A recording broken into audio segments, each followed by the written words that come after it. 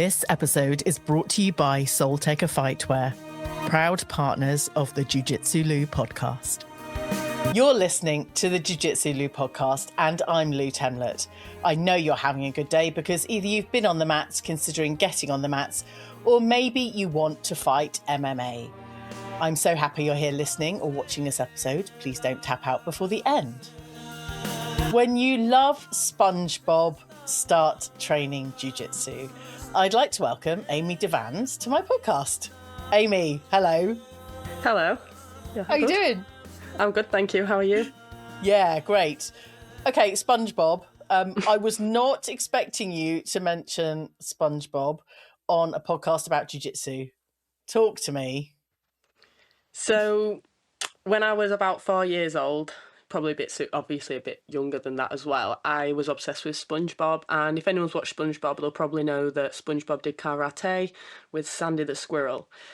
And needless to say, I said to my dad, I was like, I need to go do karate. Now, so I did that for about 10 years or something like that. But within the mix, I ended up getting into kickboxing and then wanted to fight. But there weren't a lot of grappling around when I was younger, so I never got to do jiu-jitsu until I was about 13. But then, ended up watching Rhonda Rousey and getting into it through that. But SpongeBob was the core foundation of me wanting to start fighting and punching and kicking or doing whatever, basically, as long as it was martial arts. I love it. Thank you for sharing that story about SpongeBob and fighting the squirrel. Whilst my kids watch SpongeBob, I haven't actually noticed that. I will have to now go back and find some clips of SpongeBob and this squirrel. What's the squirrel's name? Remind me. Sandy Okay. the squirrel. Okay, I will remember that. But you also just mentioned Rhonda Rousey.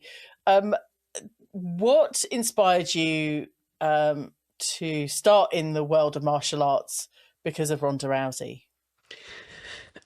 So when I was younger, my dad used to watch the UFC. So I was still training and doing fighting, doing kickboxing and stuff. But I was never my dad would watch the UFC and I just never really took to it very much.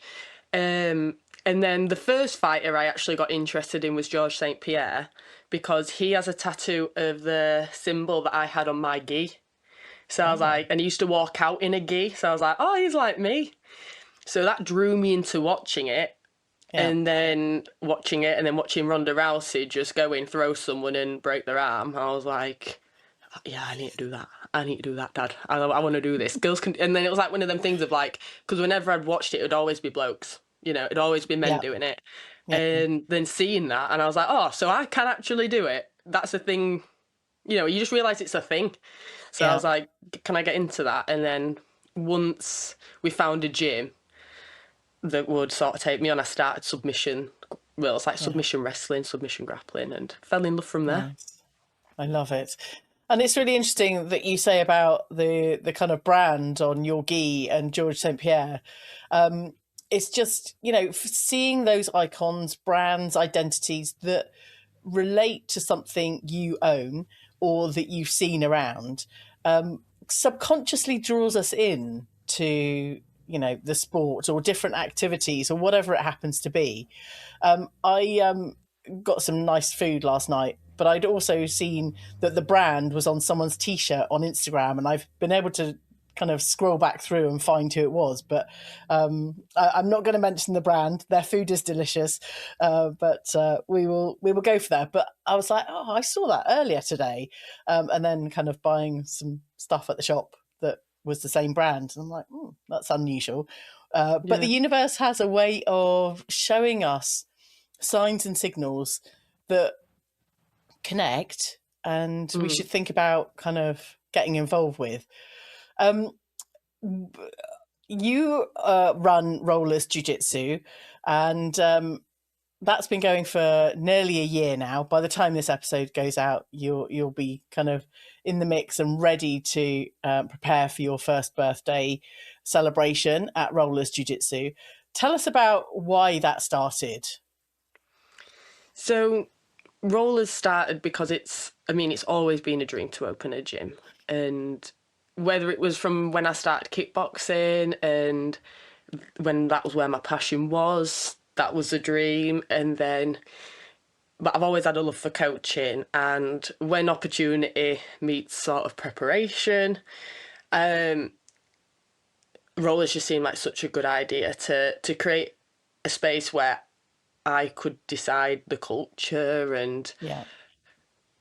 because I've done like when I was younger, I had certain mentalities about like, oh, you know, training with the guys, that's fine. It'll, and it does get you far, don't get me wrong. And I love training Yeah. with the guys still. There's nothing wrong because you can't just train with guys all the time. However, realizing that if you're a woman competing with women, you need to have other women around at least semi-regularly to get that Yeah. realistic training in, and it just makes it a nicer environment. And just having people that are like-minded, the same gender, it's just nice to have.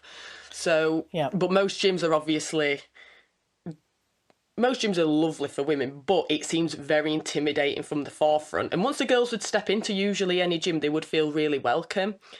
However, there's still like that barrier to entry of that fear.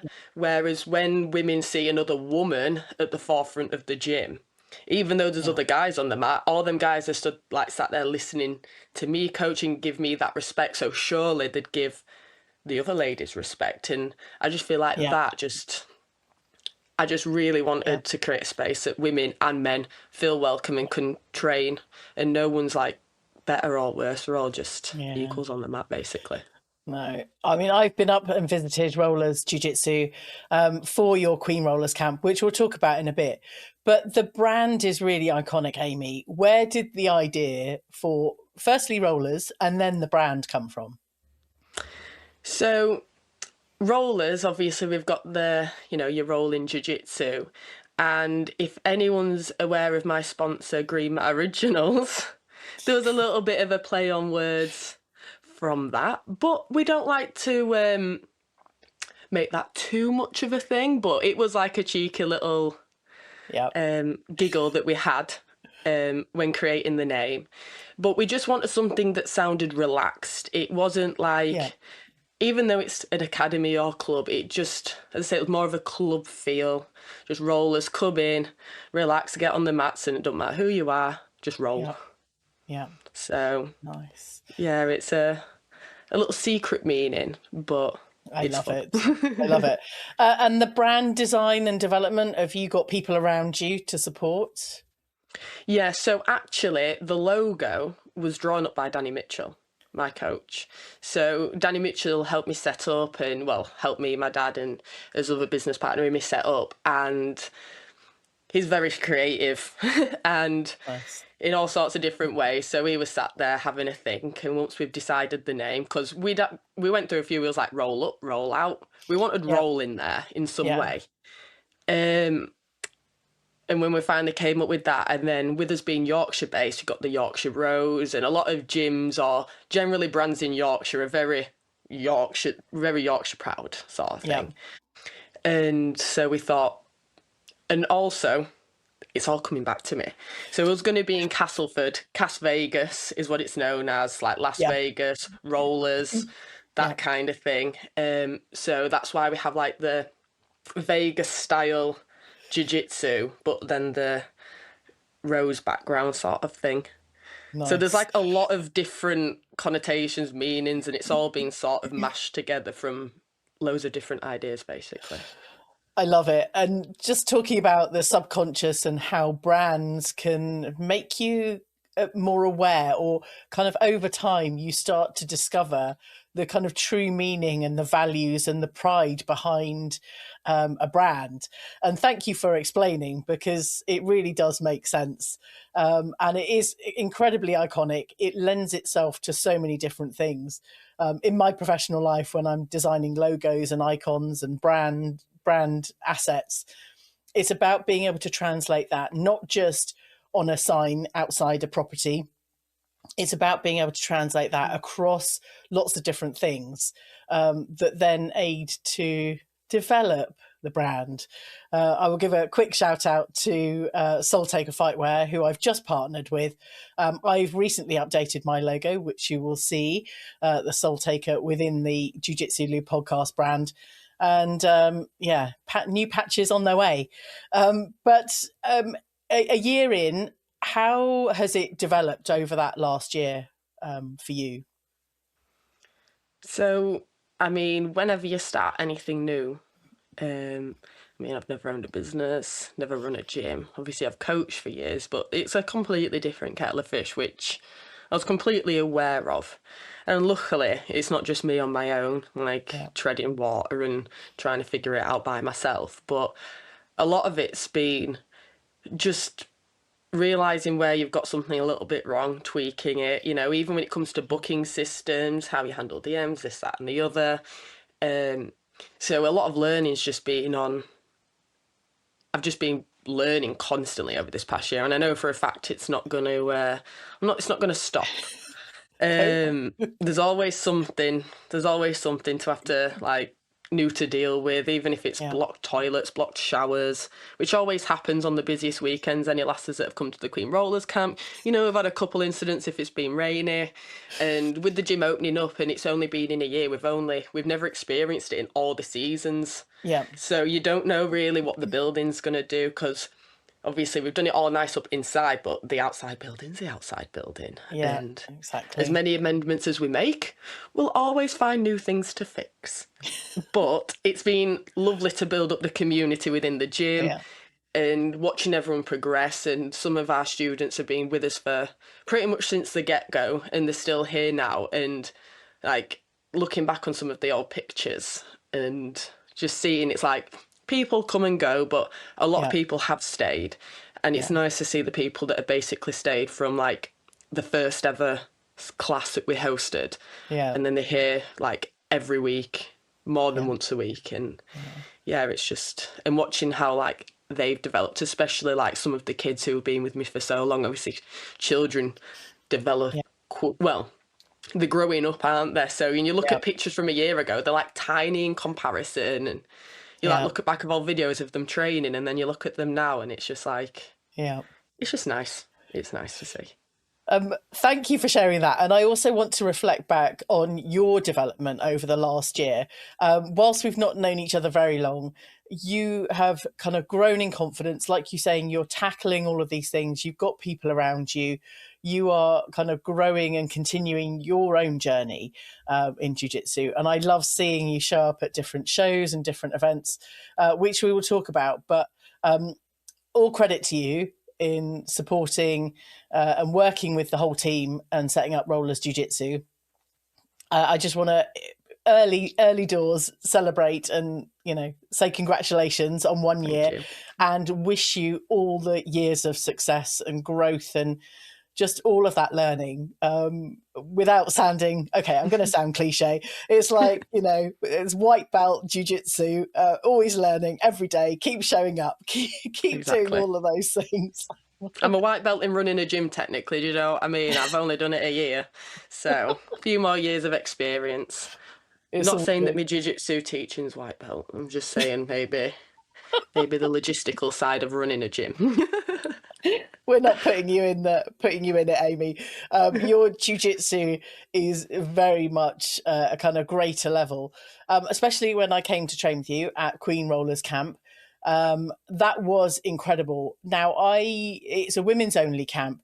I have always been really unsure whether to get involved with a women's camp prior to yours, because sometimes the cost, sometimes the energy, having so many women in one place at one time can feel quite overwhelming for some of us. And we kind of, before we started recording, we kind of talked about barriers to entry. There are some women that don't even know what jiu-jitsu is yet. We will educate you. But, all of those other things, the cost, the responsibility, the overwhelm people might feel. But your Queen Rollers camp just felt so welcoming, and all ages, all different types of people.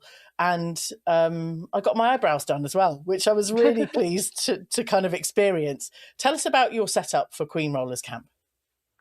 So, Queen Rollers, I just wanted to again create a space where women could get together like semi regularly. It's a bit idealistic to think that we can all get together every week, especially when people are up and down the country. Do you know what I mean? So, Yeah. my plan was to do 4 a year, roughly, and try and space them out within 3 or 4 months apart, and at a reasonable cost where you can kind of, if you wanted to come to each one, it wouldn't be such a big cost. It could be manageable, especially like the location. Obviously, the north is a bit cheaper. Accommodation isn't crazy, as we mentioned last time. Yep. And then the camp fee not being anything too spectacular. Obviously, we do offer things like you can buy the kit, you can take part in a raffle, you can buy the coffee when you're there. But the entry to get in and be a part of the experience and to be a part of the group and the community is, I'd like to think, quite an easy barrier to get past. Yes. And then once you're in, you realise how amazing it is. And it opens your eyes up to even attending other camps and Yeah. training with more women when you see how valuable it is. Yeah. I would absolutely echo that. It was a game changer for me in my mindset, not just immersing myself in women's camps, but getting involved with more women's open mats. It's just maybe I should have started with more women's open mats first, but just seeing how personable you are, how kind of open and honest, and all of those great values for me. When you're buying into a business, it's not about the bricks and mortar. It's not about what you sell. It's about the person behind the scenes, which is you, Amy. So I'm really super grateful that you have so many wonderful people around you that make everyone feel welcome when they come to the camps.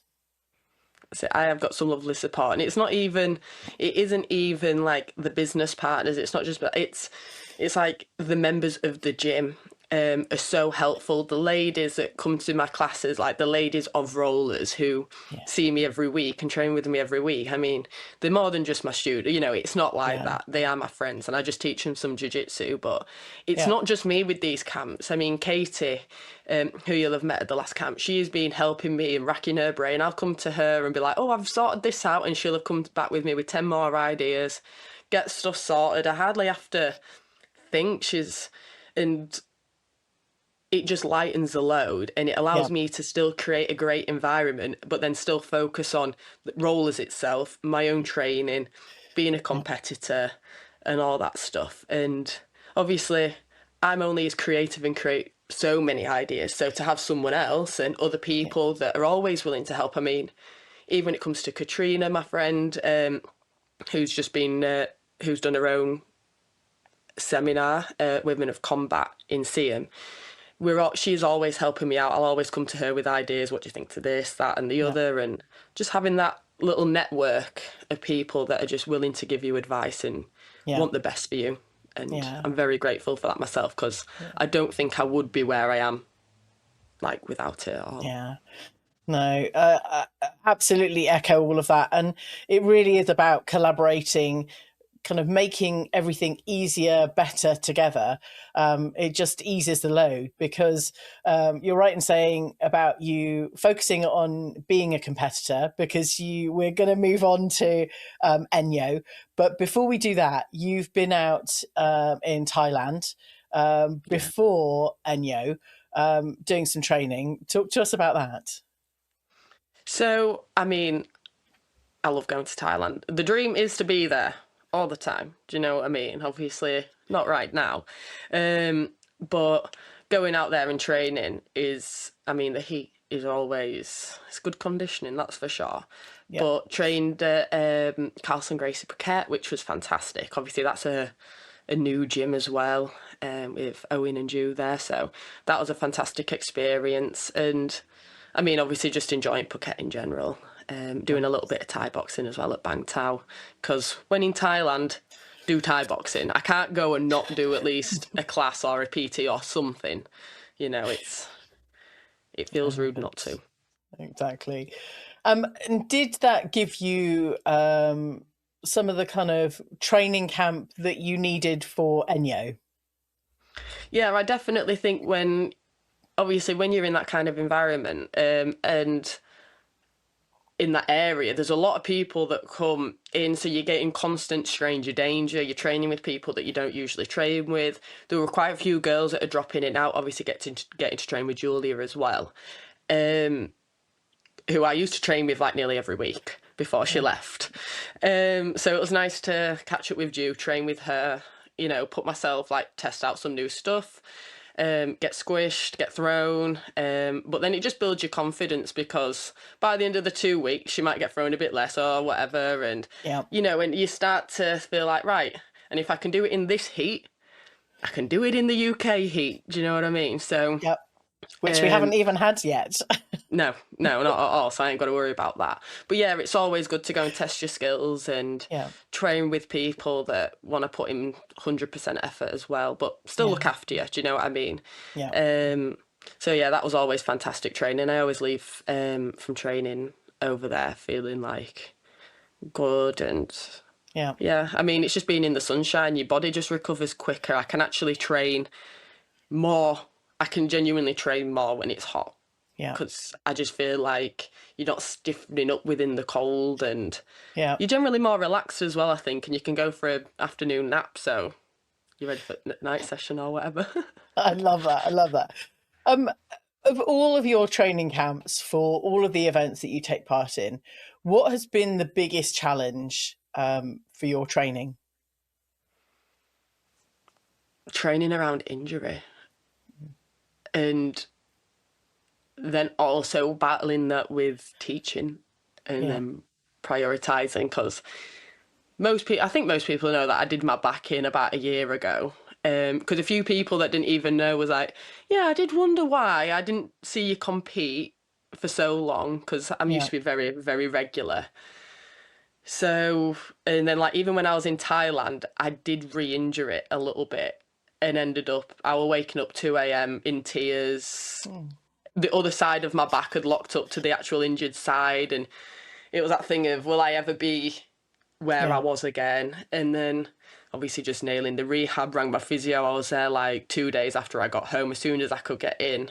Yeah. And I've just been doing anything and everything I can to just Good. get myself back to where I was. And yeah, Good. that's been tough, but we get in there, and it's all learning. So we just adapt.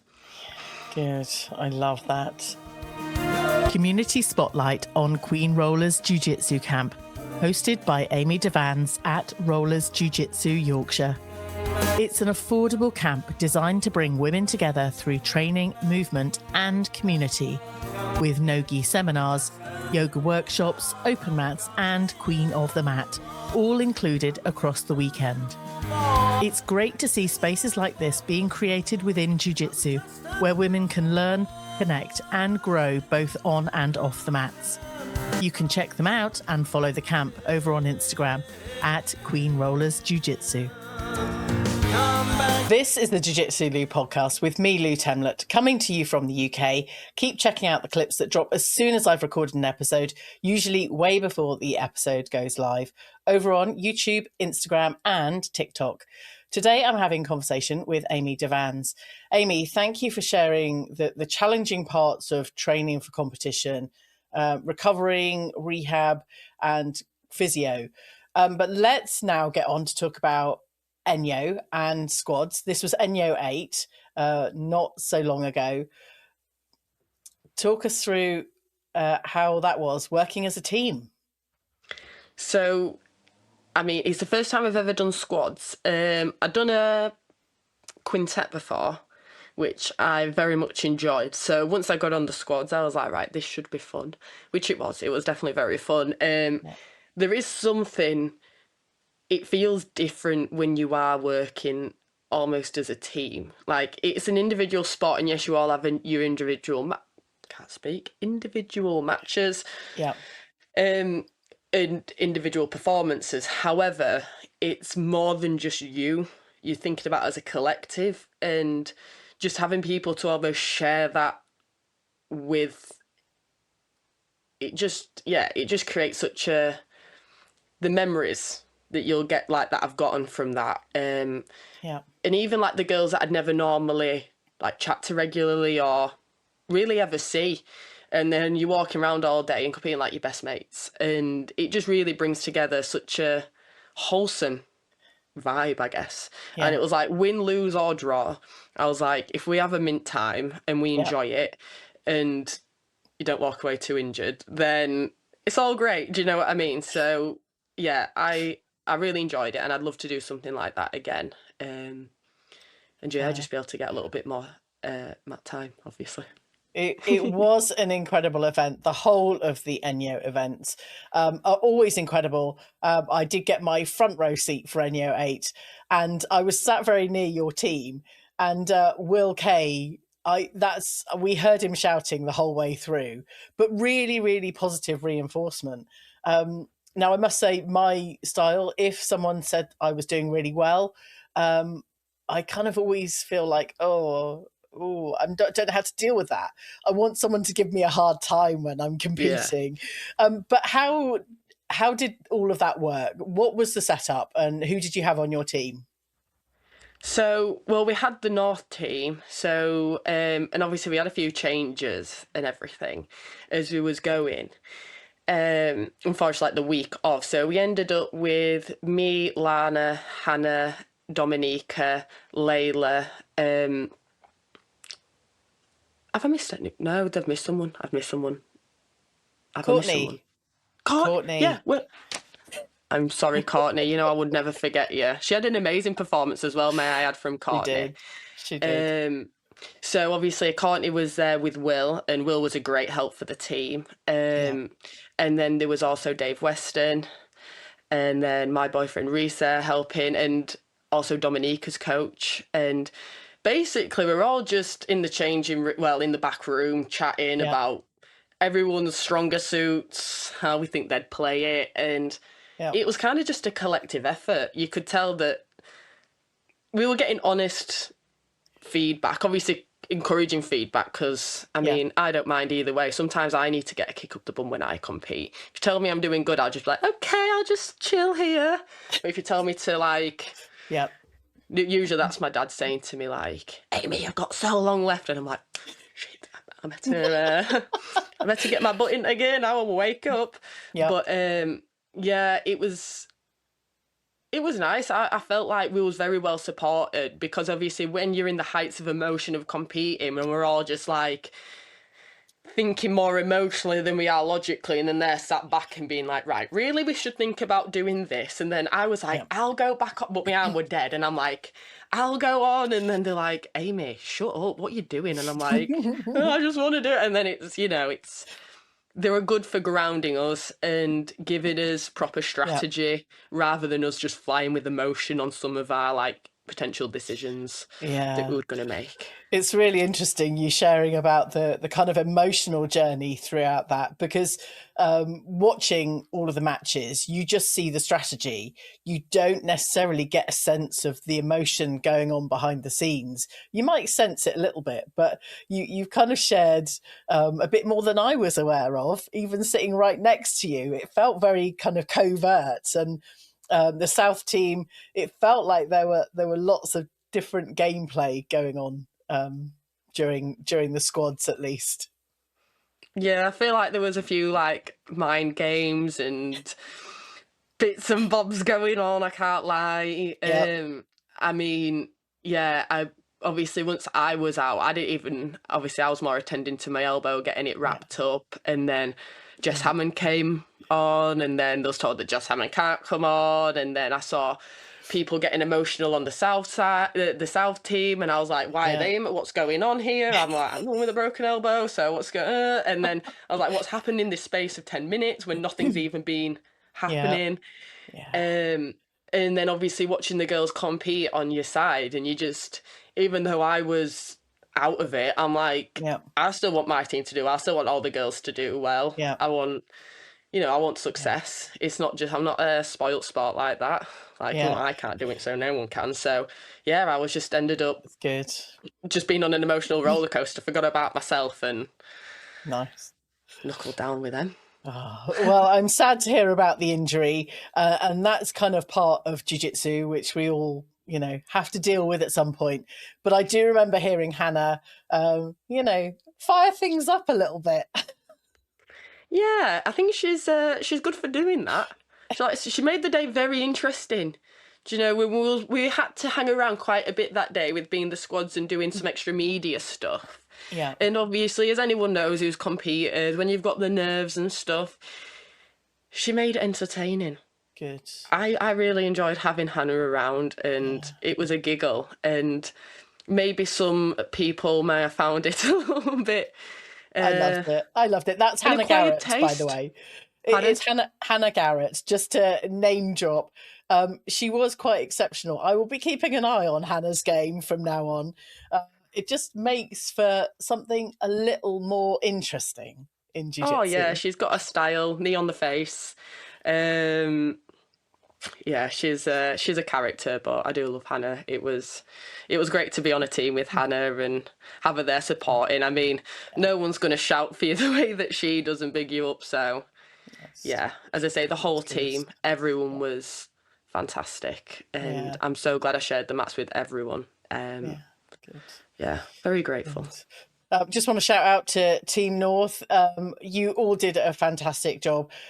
Sad for you not winning the squads event, but I'm sure there'll be another opportunity at some point for another matchup, maybe.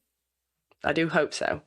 I do hope so. So we'll have to see. Hopefully, if there's another squads or even a matchup, I'm happy for anything. But Yeah, I would love to compete in that format again because you can't do it yeah, regularly. So yeah. It's yeah, good. I'd love to get on that. Was there anything that stood out for you at ENYO 8 that reminds you, is something really positive, kind of on the back of that? What I always think about is, well, what sort of like strung in my mind is Lana and Layla in our team had recently just had a matchup together. Yeah, And they were competing against one another. And the next thing you know, we're there on a team, bigging each other up, showing each other as different moves. Like, oh, how do you do this? How do you finish that? And it's like we all can be friends and competitors. Obviously, if you've got a matchup with someone who you know, like you're not going to go and train with them and like, yeah, because that'd be a bit odd. But doesn't mean that once the match is done, you can't go and train with each other or, it's yeah, we all have to still build each other up. You still have your core training partners. You don't have to be everyone's best friend. That's not yeah, realistic at all. yeah, But just knowing that, right, now we're on a team, we can work together, we can still share things, and it makes us all better collectively. And then it's going to make women's grappling even better. yeah. So it was just nice to see how people can be competitors one weekend and then Yeah. teammates the next weekend. And it's Nice. like, yeah, it was lovely. Good. Thank you for sharing that. I didn't know what I was going to get, but I'm really pleased that you've kind of echoed it back to the team and just seeing how we can all work together in women's grappling to just make, events like ENYO and your Queen Rollers camp and all of those things just so much better. Um, let's talk about a little bit about your yoga, because all of these things, you really bring yoga and the flexibility, other things that yoga brings for all of us to jiu-jitsu. Talk to us about the yoga. So, I think yoga is very important. Now, everyone will have a different not need for it, but like some people can train jiu-jitsu once a week happily, twice a week, and some people have to train 5 times a week, twice a day, Yeah, right? So everyone may have a different level of yoga that they like to instill in their life. However, I do find that having the skill of yoga will increase your longevity in jiu-jitsu, in life, and even with your mental health so much yeah, that I just like to make it accessible to everyone, and sort of just shoehorn it in places simply because it's a daunting. I mean, I have not been to many yoga studios. I'm a yoga teacher. yeah, I've been to 2 yoga studios in my life, right? The one where I taught and then a hot yoga studio. And I was intimidated, and that was when I was a yoga teacher. wow, And people are still nice, but and it wasn't like it was a mega unfriendly environment or anything, but people are more quiet, more reserved. And when you're so used to being on the mats and everyone's giggling and chatting and that, Yeah. and you feel a bit like, oh, I don't know if this is the environment for me, even though Yeah. you want to learn the practice. And over time, you can learn to calm down and not have to giggle. But initially, you feel a little bit pressured to keep things in. Yes. So I think creating a more relaxed environment when I teach yoga, whether it be my yoga class at Rollers on a Saturday morning or in my camps or other Yeah. camps or my camps, it's a relaxed, slightly chattier environment. We do have moments where everyone gets into a pose and everyone just zones out, and we do have Yeah. quiet, but then someone will still giggle or say something and no Yeah. one gets annoyed. We get the environment and it's a nice safe space to fall Yeah. over, and just have a giggle. Yeah. And Yeah. yeah, just create a nice entry so then it'll inspire you to maybe go and research it on YouTube. Yeah. Maybe you'll go to a local yoga class near you. Obviously, not everyone's near me. Obviously, if you want to come to my yoga class, that'd be fantastic. However, it's just important that people get inspiration for it Yeah. because flexibility does help you a lot in jiu-jitsu. Anyone who complains about the flexible guy or the flexible girl, do you know what I mean? But you Yeah. do need strength behind that movement, and that's what Yeah. I like to really instill. We never push, so I don't really do many hands-on adjustments whenever I do yoga. It'd be very light touch, more guidance and alignment than going Yeah. squish. Yeah. Because it's all about you controlling your own body. Yeah. And that's all I'm trying to get people to understand. It's strengthening in lengthened positions, but then obviously once people start understanding the physical side of it, they want to do it. And then once they start doing it, they realise the mental benefits of it. And then it can spiral from there. Because that was kind of like me. I did not believe in anything spiritual or didn't get mindfulness. Now, I'm not saying if you do yoga, you have to start believing in crystals and stuff, right? I'm not that kind of yoga teacher because I know people can switch off with it. Yeah. But it will still calm your mind and your nervous system. It's scientific. It's scientifically proven. And that's what I Yes. really like to emphasize because everyone likes to have evidence. But Yeah. why? How? So Yeah. I'll tell you and we'll do it. I would absolutely echo the fact that, your yoga sessions, certainly at the camps, are really relaxed. And there's no fear if you fall over, if whatever body size, whatever body shape, you can do yoga. And I was at a seminar the other week at Shaftesbury Submission Grappling, and Cormac was running the seminar, but he started with 10 minutes of yoga. He lives in Cyprus for most of the year, and I'm hoping to get him on the show. Shout out, Cormac, please book on.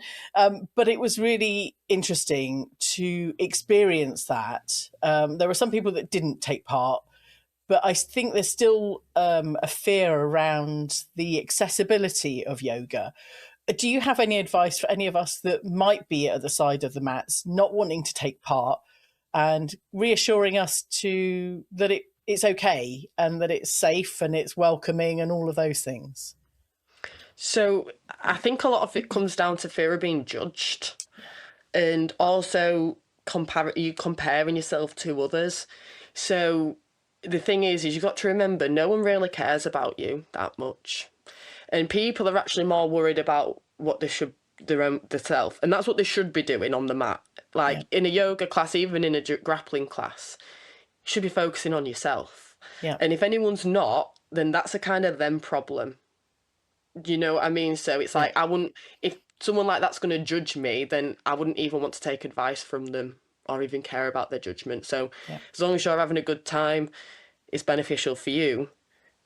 Don't care what people think within reason, Yeah. because if they're judging you, then that's more of a tail on them than it is on you. Yeah. And Exactly. everyone starts somewhere.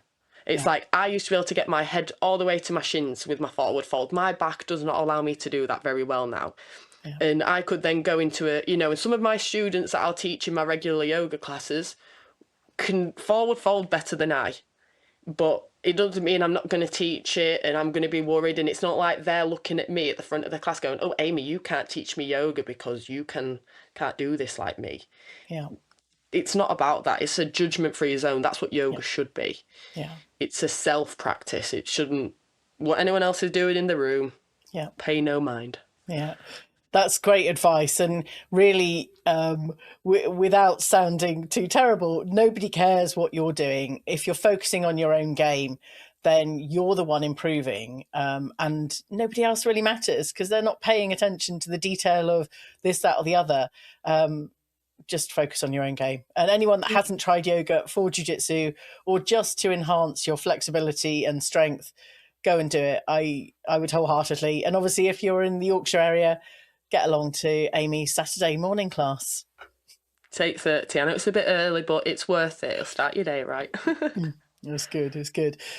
You've got a match up with Jess Hammond on Gorilla Invitational very soon. How are you feeling about that? I'm feeling good. Yeah, I've been able to get back into training. Obviously, got straight into rehab and stuff, just been keeping my body nice and healthy. So feeling pretty good, being back in training for a bit now. Been getting some tough rounds in and just been working on my game. I'm feeling back to relatively back to normal, if you know what I mean. Good. Obviously everything's always changing, so I don't really have a normal right now. But I'm feeling good, feeling ready. I'm excited. I enjoy always being on Gorilla Invitational.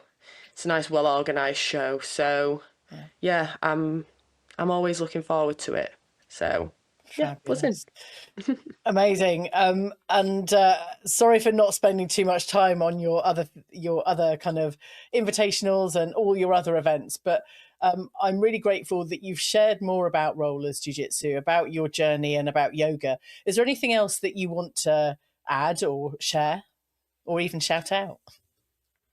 Well, I will shout out the Queen Rollers camp that is on the 6th and 7th of June, 2026. So it's less than a month away. We've still got some spaces left. So you can head over to Rollers or Queen Rollers Jiu Jitsu on Instagram or even my Instagram. Link in the bio to sign up. You can book for a Saturday, Sunday, or the weekend. And if you can't make that, we have an open mat the weekend before on the Sunday with a bit of yoga, free of charge. And the weekend after will be the Rollers 1 year anniversary open mat. So it's our little birthday open mat, free of charge, mixed open mat. So men, women, even children are welcome. Just come down, have a good time. Ideally going to get a barbecue on. And yeah, just good vibes all around. Hopefully the sun's shining. So if anyone's around in Yorkshire around that time, then please drop in. It'll be lovely to see you. I would echo that. Get yourself along, and there really is reasonably priced accommodation in Castleford and Normanton. Indeed, there is. That was what sold me last time. I was like, if I can stay at a reasonable price, I will do the journey. And that, apart from it being your camp, Amy, it was the accommodation that, made the difference. It can really add up, though, over time. So it does help. It does definitely help. So you've heard it here first, again, even, that cheap accommodation in Castleford and Normanton. So get yourself booked on and get down to the Queen Rollers camps. We're also going to ideally have a barbecue then if the sun holds up. It We're will. trying to have a nice summery theme, have those vibes, but obviously the UK weather is giving us some mixed signals right now. So I cannot promise anything at this point with that. But we can promise good vibes and Of course. a great bunch of people. I just want to shout out to all the women that were on the last Queen Rollers camp. Thank you for making me feel so welcome. It was a great experience. And also to Leo from Clinch Coffee, providing exceptional coffee as always. I was just about to add, we'll have Clinch Coffee here again, Leo from Clinch Coffee. Obviously, he was amazing last time, exceptional coffee, and he's kindly doing that for us again. And he also kindly donated the profits from the last Queen Rollers camp to pay for Lacey, my student, for her first competition. Now, she did book it in. Didn't unfortunately get a match up, so we are currently just doing a little bit of extra training, started the gate, and we're going to hopefully broaden her horizon for different matchups, and we'll be able to get into our competition soon. So very grateful for Clinch Coffee. He's doing amazing things for the jiu-jitsu community, so shout out and a thank you to Leo. Oh, amazing. Right. I need to get Lacey on the show and find out what about her journey. Drop Sounds her a good. line for me, Amy, please. I will do, of course. Sounds like a plan. I'm sure she'd love to be on. Oh, amazing. Right. Amy, thank you so much. Congratulations. Good luck with everything. And yeah, keep rolling. Keep rolling. So cliche. You've got this far. Thank you so much. Let me know who you'd like to see on the show next. Obviously, Lacey.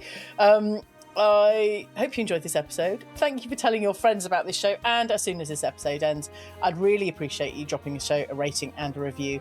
Remember, go and follow at jiu.jitsu.lu over on Instagram and all of the podcast platforms.